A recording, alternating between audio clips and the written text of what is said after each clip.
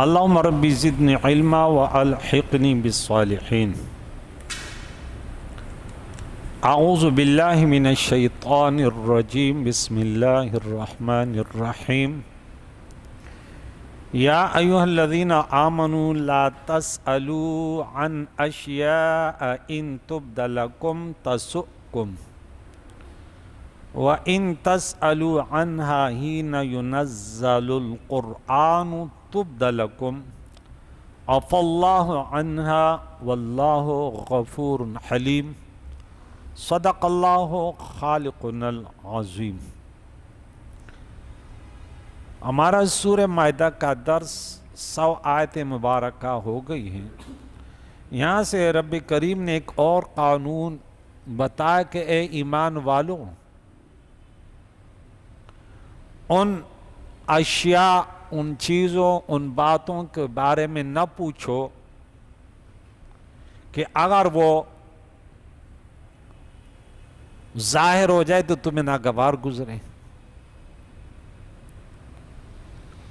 اور اگر تم اس وقت سوال کرو گے وَإِن تَسْأَلُوا عَنْهَا حِينَ يُنَزَّلُ الْقُرْآنُ، کہ جب قرآن نازل ہو رہا ہو، تُبْدَ لَكُمْ، تو وہ تم پر ظاہر کر دی جائیں گی. عَفَا اللَّهُ عَنْهَا، جو گزرا وہ معاف ہے، آئندہ خیال رکھیں.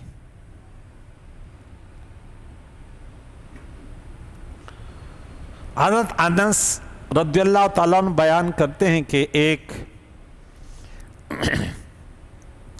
دن رسول اللہ صلی اللہ تعالی علیہ وسلم نے ایسے خطبہ فرمایا کہ اس جیسا خطبہ کبھی بھی ہم نے نہ سنا تھا. آپ نے فرمایا اگر تم ان چیزوں کو جان لو جن کو میں جانتا ہوں تو تم کم ہنسو اور زیادہ رو. رسول اللہ صلی اللہ علیہ وسلم کے اصحاب نے اپنے چہرے ڈھانپ لیے اور بلند آواز سے رونے لگے. ایک شخص نے پوچھا یا رسول اللہ، میرا باپ کون ہے؟ آپ نے فرمایا تمہارا باپ فلاں ہے. تو تب یہ آیت مقدسہ نازل ہوئی کہ ایسی باتیں نہ پوچھا کرو جو اگر تم پر ظاہر کر دی جائے تو تم اس سے ناخوش ہو اور تمہیں ناگوار ہوں. سوالات کے بارے میں یہ اہم موضوع ہے کہ کچھ لوگ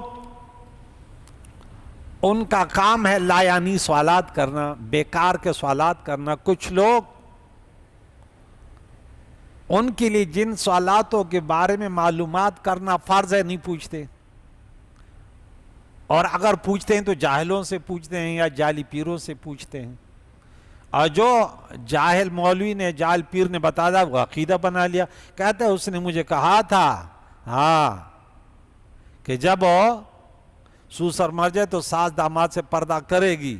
اس نے کہا تھا اگر سالی نہیں کرے گی.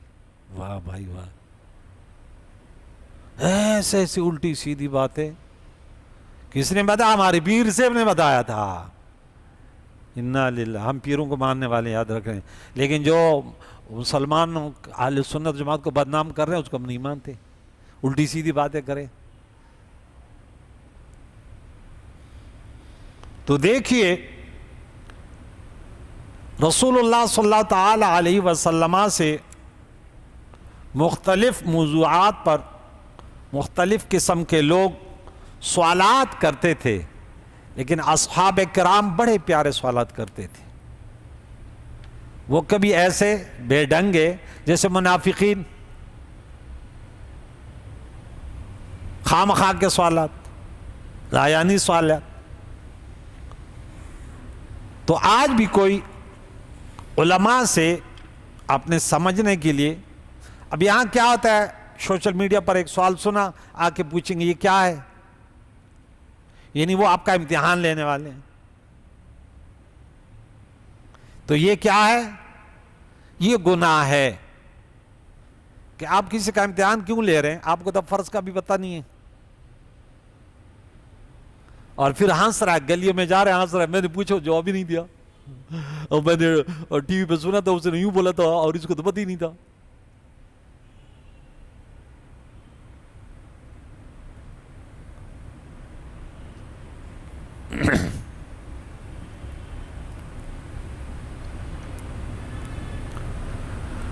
مشکل سوالات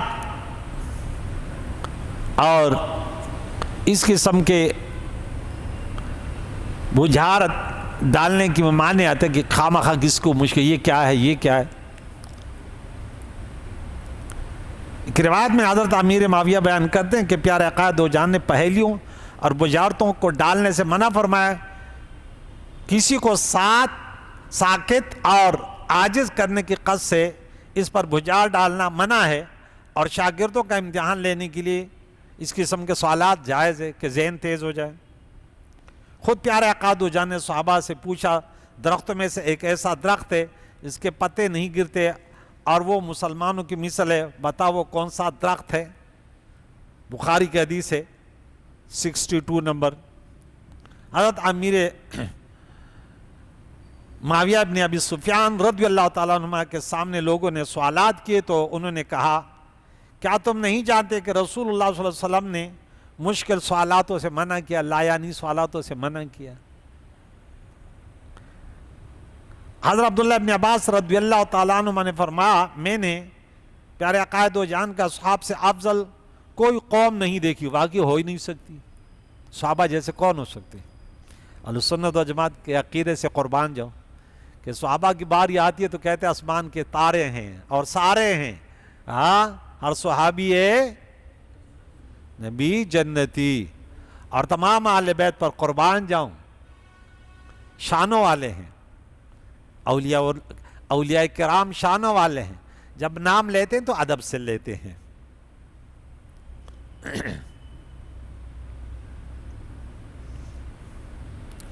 اور عبداللہ بن عباس فرماتے ہیں کہ رسول اللہ صلی اللہ علیہ وسلم سے صرف 13 سوالات کیے جن کا قرآن مجید میں ذکر ہے، وَإِذَا سَأَلَكَ عِبَادِي عَنِّي فَإِنِّي قَرِيبٌ أُجِيبُ دَعْوَةَ الدَّاعِ إِذَا دَعَانِ، یہ ایک سوال۔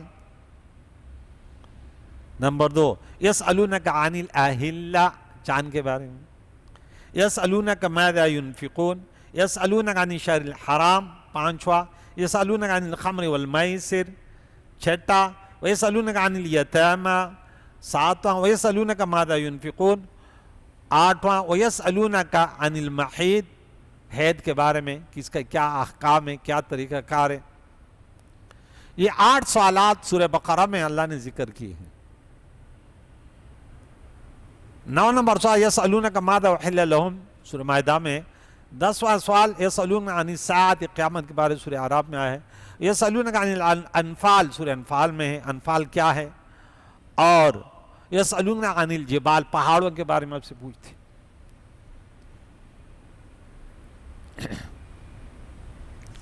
تحقیق یہ ہے کہ صرف 12 سوالات صحابہ نے کیے تھے قرآن مجید میں یسألونک کے صیغے سے، باقی جو سوالات وہ یہود و مشرکین کے ہیں۔ تاؤس بیان کرتے ہیں کہ حضرت عمر نے فرمایا کسی شخص کے لیے یہ جائز نہیں کہ وہ اس چیز کے متعلق سوال کرے جو نہیں ہے، کیونکہ جو چیز بھی ہونے والی ہے اللہ تعالیٰ اس کا فیصلہ فرمائے گا۔ جائز اور ناجائز صورتیں یہ تھوڑی سی بتا دوں۔ حصول علم شرعی کے سوالات کرنا علم شرعی کے لیے تو یہ جائز ہے، کیونکہ اب یہ خوف نہیں شروع میں کہ اب قرآن نازل ہو رہا ہے، اب تو سب کچھ ختم ہو گیا، اب ایک چیز تھی کہ حلال ہے حرام ہے کیا ہے تو بولے اس سے مشکلات بھی پیدا ہو سکتے تھے۔ اب جو ہو چکا ہے وہ ہو گیا، بس آپ کوئی کمی و زیادتی کسی کے سوالات سے نہیں ہوتی۔ ہاں یہ ہے کہ آپ کسی نے آپ کو وظیفہ دیا، اس نے تعداد نہیں بتائی، لیکن یہ پڑھے لکھے لوگ جانتے، عوام نہیں جانتی۔ عوام تو بار بار کتنے مرتبہ پڑھوں، کس ٹائم پڑھوں، اور کہاں پڑھوں، کھڑے ہو کر پڑھوں، لیٹ کر پڑھوں، ہاں دن کو پڑھوں رات کو پڑھوں۔ واہ بھائی واہ، طریقہ کار ہے۔ اس نے بولا یہ لو، ہاں اللہم انا نعوذ بک، ہاں اس طرح کوئی سوال، ہاں اللہم انا نجعلک فی نحورہم ونعوذ بک من شرورہم، سوال یہ پڑھا کرو۔ اب اگر اس نے کچھ بھی نہیں بتا اب لے کے یاد کر لو، بس جب چاہے جتنا چاہے. ہم یمن میں تھے, ہمارے شیخ نے ہمیں عشاء کے بعد درس دیا, کبریت احمر پڑھا رہے تھے کہ میں پاکستانیوں میں تمہیں وظیفہ دیتا ہوں. وہ وظیفہ غالباً مجھے یاد ہے, اللہم انی اسألک علما لدنی والمشرب الصافی ہنی یا وہاب یا غنی. ہم نے یاد کیا لیکن پوچھا نہیں کہ کب پڑھیں, کتنا پڑھیں, کس ٹائم پڑھیں. نہیں بھائی, اس نے نہیں بتایا. جب بھی بڑے علماء کے پاس جاتے ہیں, کوئی وظیفہ لیتے ہیں, جس انداز سے وہ پوچھ لیتے ہیں بس, یہ نہیں کہ کب پڑھیں, کیسے پڑھیں, کدھر پڑھیں, قبلے کی طرف منہ کریں, مشرق کی طرف منہ کریں. یہ چیزیں کیا ہیں, غلط ہے. جیسے اس نے تمہیں کھلا چھوڑ دیا ایسے ہی چھوٹے رہو. اللہ تعالیٰ نے فرمایا مجھ سے مانگو. اب وہ آبڑے کہتے کہ نماز کے بعد تو نہیں مانگو. انا للہ, قرآن تو کہتے ہیں وَإِذَا سَأَلَكَ عِبَادِي یہ ابھی آیا نا, ہاں مجھ سے میرے بارے میں پوچھتے ہیں وَإِذَا سَأَلَكَ عِبَادِي عَنِّي فَإِنِّي قَرِيبٌ أُجِيبُ دَعْوَةَ إِذَا دَعَانِ. آپ سے پوچھتے ہیں کہ اللہ دور ہے, قریب ہے, کب مانگے, کیا بولا میں قریب ہوں جب بھی مانگے. اب یہ کنویں کے میں نے ڈکا کے بولے نہیں, جنازے کے بعد بھی نہیں مانگنا اور اس کے بعد بھی نہیں مانگنا, اور وہ بھی انا للہ و انا الیہ راجعون. بھئی تو کون سا وہ ہے, اللہ کی پناہ, نبی تو نبوت کا دعویٰ لگا کرے گا تو دجالی ہوگا نا, اور اللہ اور اللہ کے نبی پر جھوٹ بولے گا تو جہنمی ہے نا. تو جہنمی ہے. تو کون ہوتا ہے یار, میں جب چاہوں دعا کروں. وہاں ایک جگہ دعا کر رہے تھے, بولا یہ وہاں کے لوگ جو اب لوگ کہتے کہ وہ بڑے اچھے لوگ ہیں, بولا قبلہ ہونا ہونا. ہم نے بولا واہ, قرآن تو کہتے فَإِنَّمَا تُوَلُّوا فَثَمَّ وَجْهُ اللَّهِ, دعا میں جس طرح تمہارا چہرہ ہو دعا کر, اس طرح چہرہ ہو اس طرح. بولا نہیں دعا انا للہ. بھئی جب حدیث میں نہیں ہے تو کیوں قیودات لگا رہے ہو. اللہ نے فرمایا ذکر کرو, قرآن کی تلاوت کرو. اب آئیں گے استاد جی 12 بجے تلاوت کر سکتا ہوں, سورج غروب ہوتے وقت تلاوت کر سکتا ہوں. آپ جلدی آئے, فاتحہ پڑھیں, وہ سورج غروب ہو جائے گا. انا للہ و انا, یہ کہاں سے دین سے کرا گئے. بھئی جس سے بھی فاتحہ پڑھو, جس سے بھی صالح صاحب کرو. تو یہ اپنے طرف سے شریعت بنانا, اس کو کہتے ہیں بدعات. کیا کہتے ہیں, اپنے طرف سے دین بنانا. اس سے دعا کرو, اس سے نہ کرو, اس سے فلاں کرو فلاں. بھائی جس سب درود شریف جب بھی چاہو پڑھو, دعا جب بھی چاہو, اجتماعی طور پر بھی دعائیں کرو اور انفرادی طور پر دعائیں کرو, نماز سے پہلے بھی کرو, نماز کے بعد بھی کرو. عبادتوں کے بعد دعائیں قرآن میں مذکور ہیں. کوئی بھی عبادت کا ذکر ہوتا ہے, سورہ نمبر 25 آیت نمبر 64 میں وَالَّذِينَ يَبِيتُونَ لِرَبِّهِمْ سُجَّدًا وَقِيَامًا. اللہ کے بندے کون ہیں, ان کی رات قیام اور سجدگاہ میں ہوتی ہیں, اور اس کے بعد فوراً اور ان کی دعائیں. اور دیکھیں عبادت کے بعد وَالَّذِينَ يَقُولُونَ رَبَّنَا اصْرِفْ عَنَّا عَذَابَ جَهَنَّمَ إِنَّ عَذَابَهَا كَانَ غَرَامًا.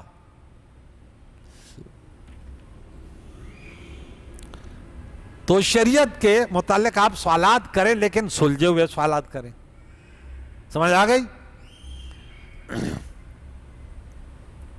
حلال و حرام احکام نازل ہونے کے معاملے میں وہی اب بند ہو گئی, اب اس طرح کچھ نہیں ہو سکتا. نبی اکرم صلی اللہ علیہ وسلم کے وصال کے بعد سلسلہ وہی ختم ہو چکا ہے. بس اگر کوئی شخص پیش آمدہ مسئلے میں یا کسی نئے حادثے میں یا کسی غیر منصوص صورت نازلہ میں کسی مسئلے کا حل دریافت کرنے کے لیے علماء سے سوال کرتا ہے تو اس کا یہ سوال کرنا جائز ہے. وہ علل کی وجہ سے, جیسے مجتہدین کرام نے امام ابو حنیفہ, امام شافعی, امام مالک, امام احمد بن حنبل رحمہم اللہ, یہ مجتہدین تھے. انہوں نے قرآن و حدیث سے بہت سارے اور علتوں کو دیکھ کر ویسے جو مسئلہ دیکھا کہ چلو قرآن میں یہ اس کی علت کیا ہے, اس کے آگے جس میں نص وارد نہیں تھی, کیونکہ قیاس وہاں کیا جاتا ہے جہاں نص موجود نہ ہو, وہ نصوص سے ٹکراؤ نہ ہو. اب غیر مقلد تو ویسے بھی ٹانگے, ان کو پتہ ہے, عوام کو پتہ نہیں ہے, ہم بولے حدیث میں. یہ حساب کتاب تو قیامت میں ہوگا کہ تم نے کتنے عوام کو گمراہ کیا, اب میدان میں آ جاؤ. امام ابو حنیفہ پر اعتراض کرنے والے, حالت نزا میں تیری زبان بند ہوگی. امام ابو حنیفہ ایک فرد کا نام نہیں ہے, لاکھوں اولیاء کا نام ہے. امام شافعی ایک فرد کا نام نہیں ہے, امام احمد بن حنبل ایک فرد کا نام نہیں ہے, امام مالک بن انس ایک فرد کا نام نہیں ہے. یہ 1400 سال کے بڑے بڑے محققین علماء کا وہ ہے. آپ اپنے آرام سے کر دیے کہ 8 رکعتیں ہم نے ثابت کر لی. قبر میں جاؤ گے تو پتہ چلے گا کہ 12 رکعتیں تو کم کروا دی. کس کو خوش کیا, ڈالر لیے نا, اس کے علاوہ تو کچھ نہیں ملا نا. تمہارا بنگلہ بڑا ہوگا, تمہیں بڑی گاڑی مل جائے گی, لیکن قبر میں بھی تو جانا ہے. رمضان میں لوگ ویسے بھی نوافلوں کی تعداد بڑھاتے ہیں, اور یہ بولا دیکھو مسلمان اس سے بڑی جیت جاتے ہیں یار، پورے رمضان میں 20 رکعت بھی پڑھ لیتے تو ماشاءاللہ کتنے ہو گئے، 600 رکعتیں ہو گئی 30 دن میں پڑھے. تو بولے چلو یار ان کے اب کچھ دجالی مولوی آ گئے، وہ تو کہتے ہیں یہ تو شرک ہے، یہ تو حرام ہے. اب کچھ جو ہے وہ ڈالر دونوں کو ملتے ہیں، یہ نہیں ہیں تو دونوں جو ہے مسلمانوں کے اندر اختلافات پیدا کرنے والے. میں کیا کہتا ہوں کہ علماء تم اس بات پہ کوشش کرو، اسرائیل پہ کیا ہو رہا ہے روزانہ کتنا، آج ایک فیملی کے 22 افراد شہید ہوئے، اس میں 17 بچے تھے. تمہیں ان کی فکر نہیں ہے، تمہیں فکر اس کی ہے کہ بس اس نے یوں کیا اور اس نے یوں کیا اور اس نے رفع یدین نہیں کیا اور اس نے جو ہے نا ٹانگیں کھلی نہیں کیا اور اس نے جو ہے نا سینے پہ ہاتھ نہیں رکھے. اور بھائی یہ مستحب اعمال ہے، نماز ہو سکتی ہے، لیکن تو نے جو ایشو بنایا اور لوگوں کو گمراہ کیا اللہ تم سے پوچھے گا. ہم کہتے ہیں سوشل میڈیا پہ اس قسم کی باتیں نہیں کرنی چاہیے. بعض اوقات ہم بھی انسان ہیں، ہمیں بھی دکھ ہوتا ہے، لیکن ہمیں ماننے والے بھی ہیں. ہم کہتے ہیں یہ ڈالروں پر پلنے والے ہیں، سمجھ آئی؟ ہاں گمراہ کوئی بھی، ہمارے شیخ وہ کہتا ہے یار جب مولوی بگڑ جائے نا، کہتا میں ابھی تم لوگوں کو بگاڑتا ہوں، کہتے اتنے مجھے طریقے آتے ہیں نا کہ یہاں سے اٹھو گے اور سب دنیا والوں پر فتوے لگا لو گے، مجھے صرف مسلمان جانو گے باقی سب کافر ہو جائیں گے. لیکن ایسے ہم کیوں کریں؟ ہر ایک اللہ کا بندہ ہے، میری نبی کا امتی ہے، اس کے اگر نماز ہی نہیں پڑھتا، نماز پڑھانے پہ لگا دو، زکوٰۃ نہیں دیتا تو ان کو والدین کی خدمت نہیں کرو، ان کی تاکید کرو، جو بیماری ہے ان کے اندر اس کی تاکید کرو. دین تو پورا ہو گیا نا، وہی تو ختم ہو گئی ہے. نہیں یہ ابھی، اور مسلمان بھی 2 نمبر بہت سارے ہیں، وہ کہتے ہیں یار اگر کچھ ڈسکاؤنٹ مل جائے تو اچھی بات ہے، ہاں 5 نمازوں میں اگر 2 ہو جائے تو بہتر ہے نا، اور 30 روزوں میں اگر 25 جیسے 50 نمازوں میں 5 رہ گئی ہے تو بھائی وہ وقت ختم ہو گیا. ہاں پیچھے پڑھ چکا الیوم اکملت ہاں لکم دینکم واتممت علیکم نعمتی ورضیت لکم دین، ختم، وہی کا سلسلہ ختم ہو چکا ہے. قرآن مجید میں اگر تم کو علم نہیں ہے، قرآن مجید میں اگر ہے لیکن تمہیں اس کا علم نہیں ہے تو علم والوں سے سوال کرو. یہ قرآن میں فَاسْأَلُوا أَهْلَ الذِّكْرِ إِن كُنتُمْ لَا تَعْلَمُونَ، تو یہاں پہ ہر سوال منع نہیں ہے. فَاسْأَلُوا أَهْلَ الذِّكْرِ إِن كُنتُمْ لَا تَعْلَمُونَ. اور نبی اکرم صلی اللہ علیہ وسلم نے فرمایا جہالت کی شفا سوال کرنا ہے. ٹھیک ہے، اب انسان کو پتہ نہیں تو سوال کرے. اور جو شخص کسی پر اپنا علمی تفوق ظاہر کرنے کے لیے سوال کرے، ایسا عالم کہ میں بہت بڑا ہوں، جیسے بہت سارے ہیں، جیسے میں کبھی کبھی نام لیتا ہوں منیر شاکر، دجال پرویزی، جتنے بھی برے نام ہیں نا وہ اس پر کم اترتے ہیں، جتنے بھی برے نام ہیں. میں نے آج ان کو کمنٹ کیا، میں نے بولا اس بکواسی مولوی کو نا، میں نے بولا جہاں بھی گزرے 2-3 باتیں، جیسے شیطان کو ہم نماز شروع کرتے تو بھی 2-3 بری باتیں ان کو کہہ دیتے نا، اعوذ باللہ من الشیطان الرجیم. تو میں نے بولا یہ بھی ایک ان میں سے ہے. وہ جیسے بیٹھتا ہے 1400 سال کے مسلمانوں علماء کو ٹارگٹ بناتا ہے. اب بتاؤ اس کو اگر ہم برا نہ کہیں تو ہمارا تو ایمان ہی گیا، ایمان گیا نہیں گیا. جو باتیں پرویز نہیں کی، ایک آج نے کمنٹ میں لکھا تھا، بولا ہم میرے استاد پرویز غلام احمد پرویز بھی ہے کیا؟ میں نے بولا یہ بھی خود پرویز ہی ہے، اس کی کتاب ہے، ان دجالوں کی کتابیں پڑھتا ہے، خود بھی آگے بڑھ رہا ہے. ہاں تراویح نہیں ہو، کلمہ لا الہ الا اللہ ہے، محمد رسول اللہ نہیں ہے، اور فلاں نہیں ہے اور فلاں نہیں ہے. نماز کہاں سے آ گئی ہے، نماز معراج میں کہاں ہوگی؟ بس شکوک اور شبہات ڈالنا. انسان وہ ہے کہ کسی کی شکوک اور شبہات ختم کرے، یہ نہیں کہ پیدا کرے. تو نے 2 لفظ پڑھ لیا تو شروع ہو جا، ان باتوں پر کام نہیں آڑو، جو تم نے سنا اسی پر عمل کرو. تو ایسا شخص اللہ کے نبی نے فرمایا، سنو حدیث مبارکہ ہے کہ جنت تو دور کی بات ہے، جنت کی خوشبو بھی نہیں پائے گا، کہ وہ صرف یہ چاہتا ہے. اور اس کا دعویٰ کہ لوگ مولوی نہیں جانتے، صاف بات ہے. اور ہم کہتے ہیں نہیں بھائی، ہر انسان کو اللہ نے بڑی قوت دی ہے، اور وہ 8 سال مدرسے میں لگاتا ہے تو پڑھ لیتے، وہ قرآن پاک بھی سیکھ لیتے، حدیث مبارکہ، فقہ، یہ سب سیکھ لیتے. لیکن آپ نے جو پڑھا اس کو تو آپ پڑھاتے نہیں آگے بڑھ رہے. تو یہ چیزیں کہ عوام کے چہرے اپنے طرف گھمانا اور جاہلوں سے لڑائیاں کرنا، تو یہ کیا جنت کی بو بھی نہیں پائے گا.